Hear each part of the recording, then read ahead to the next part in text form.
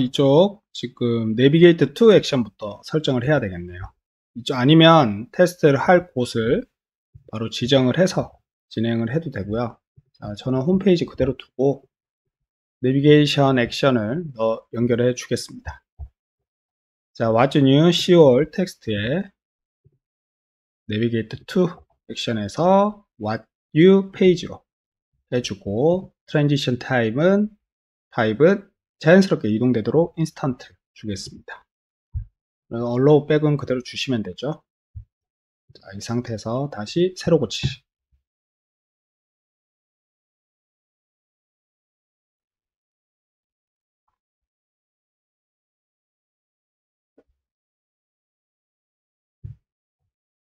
자, C5를 눌러서 이동하면 이렇게 뜨죠. 그런데 지금 위아래로 지금 엄청나게 많은 오버플로우가 발생이 됐어요. 자, 첫 번째 앱바 쪽의 오버플로우는 저번에 유사한 상태가 있었죠. 이럴 때는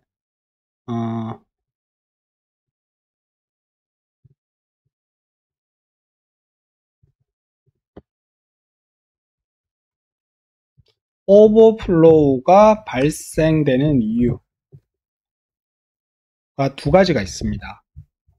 크게 첫 번째는 지나친 패딩 설정으로 위젯 간의 겹침이 발생되었을 때, 두 번째는 여기 보시면 지금 텍스트가 영역을 벗어나죠. 여기 보면 기기의 사이즈를 넘어 초과했을 때, 이렇게 두 가지 상황으로 발생이 돼요. 즉 앱바는 아마 패딩 쪽하고 앱바 사이즈가 조금 이 텍스트 크기랑 안 맞다라고 볼 수 있는 거죠. 그러면 얘부터 앱바부터 한번 정리를 해 주겠습니다. 자, 앱바 먼저 이 로우 부분 있죠. 하단에 패딩이 있습니다. 패딩 제거해 주고, 그 다음에 텍스트 말고 이 컬럼에도 있어요.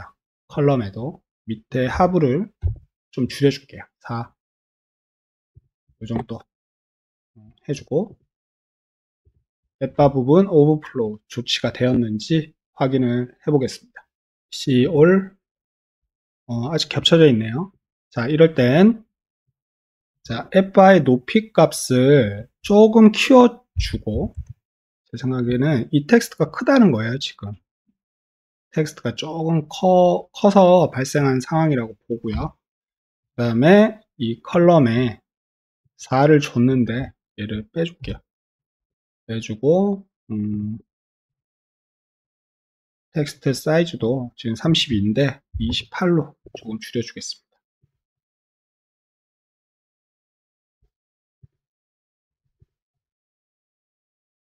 자, 오버플로우 앱바 쪽은 제거가 됐죠.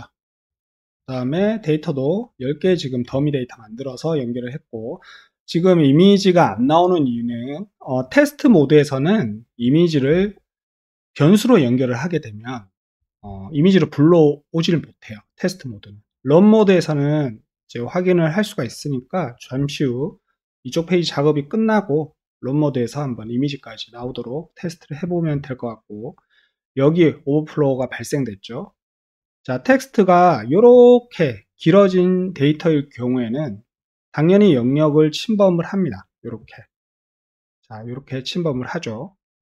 그러면 이것을 처리하는 방법은 스타벅스 앱의 경우엔 자, 타이틀 부분이 두 줄이 될 경우 줄바뀜이 자동으로 이렇게 처리가 되고 있어요. 자, 이 방법도 있고, 아니면 한 줄을 처리하되 일립시스라고 점 3개로 생략 처리하는 게 있어요. 초급에서 잠시 제가 다뤘던 기능인데 일립시스라는 점 3개 처리로 한번 적용을 해볼게요. 자, 텍스트에 하단에 보면 옵션 중에 텍스트 오버플로우 리플레이스먼트가 있어요. 그러면 클립 앤 컷오프가 있고, 이건 자른다는 거거든요. 그냥 자른다는 거고, 여기 보시면 엘립시스가 있죠. 점 3개. 얘로 한번 처리를 해볼게요.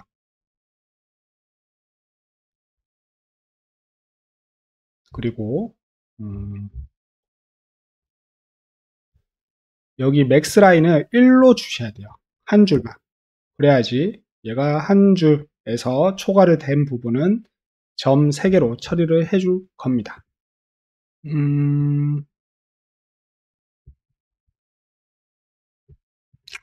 처리가 안 되네요.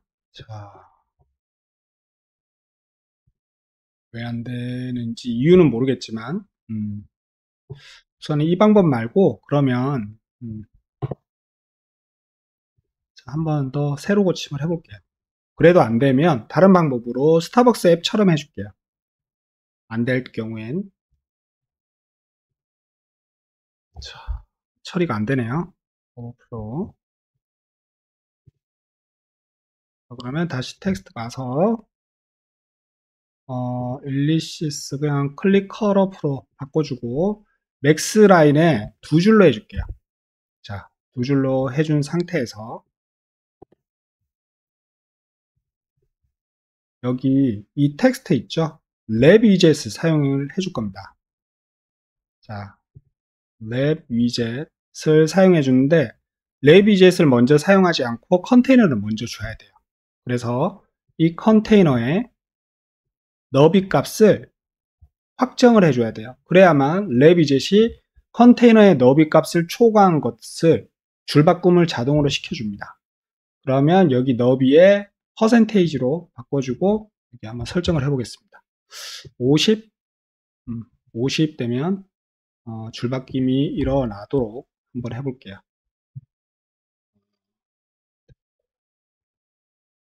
랩위젯을 사용을 하지 않아도 될 것 같은데 한번 테스트를 해보죠. 사용하지 않아도 이렇게 줄바꿈이 일어나죠.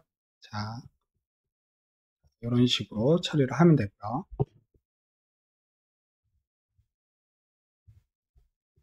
그 다음에 드롭다운도 이렇게 나오죠. 자, 드롭다운과 얘네들을 필터링 하기 전에 우리는 여기 보면 핀 모양이 있어요. 자, 스타벅스 앱도 보시면 핀 모양이 있는 게 있고 없는 게 있어요. 그러면 이 핀 모양이 어떨 때 있고 어떨 때 없다라고 유추를 할 수 있겠죠. 정확하게 얘네들이 앱에서 고정된 파킹을 처리한 것만 이렇게 보여주고 있는 거지, true로. 아니면 이벤트 뉴스는 핀 모양이 있고 공지사항은 없는 건지. 자, 모르니까 아마 제 생각에는 공지에 이런 종류로 처리한 것 같진 않고 고정이라는 기능을 사용한 아이템들이 여기 상단에 고정이 되고 있는 것 같아요. 그죠? 그러면 여러 가지 방법이 있겠지만 저는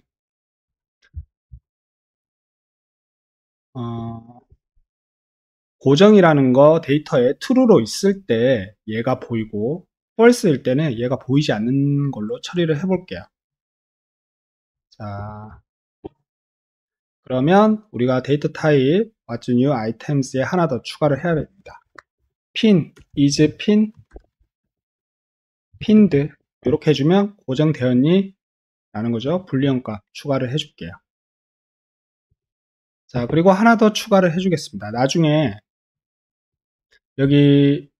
여기에 맞게 또 필터링이 돼야 되겠죠. 우리가 필터링이 돼야 되니까 여기에 카테고리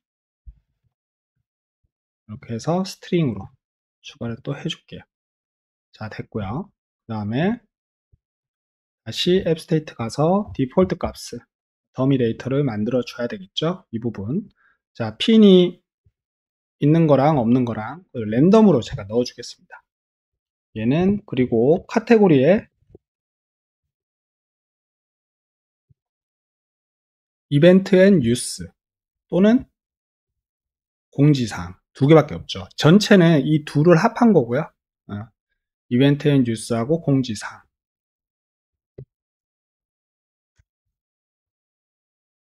이벤트 앤 뉴스 이렇게 넣어주고,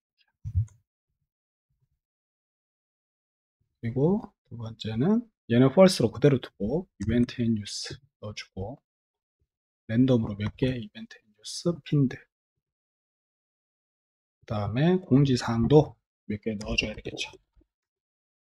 공지사항, 그 다음에 여기에 빠졌네요.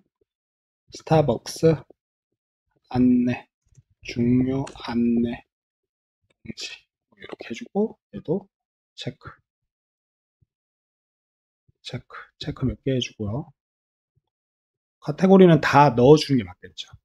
이벤트 뉴스, 얘는 공지사항, 얘도 공지사항, 얘는 이벤트 뉴스, 공지사항, 이벤트 뉴스. 자, 다 들어갔는지 체크를 좀 해볼게요.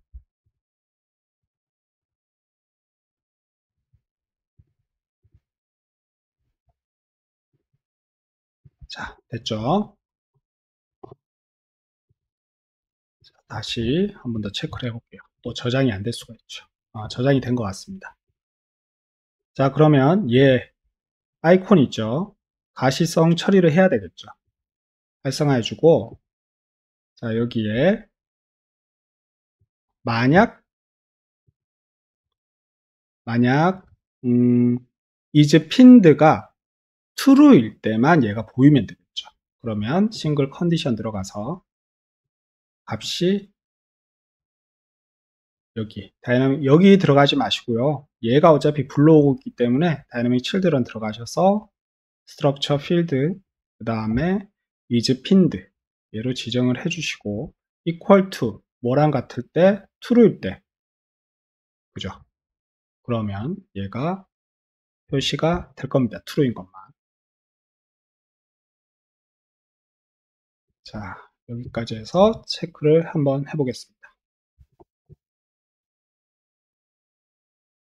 자, 보시면 여기 아이콘이 핀드가 true인 것만 데이터에 제가 저장한 것만 이렇게 떠요. 지금 그죠? 이렇게 뜨고, 이것도 지금 텍스트도 두 줄은 두 줄로 반응형 처리가 됐고요.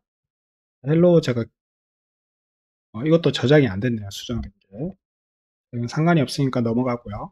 여기도 보면 우리가 데이터 포맷을 처리한 것들이 연, 월, 일 순으로 잘 나오고 있죠.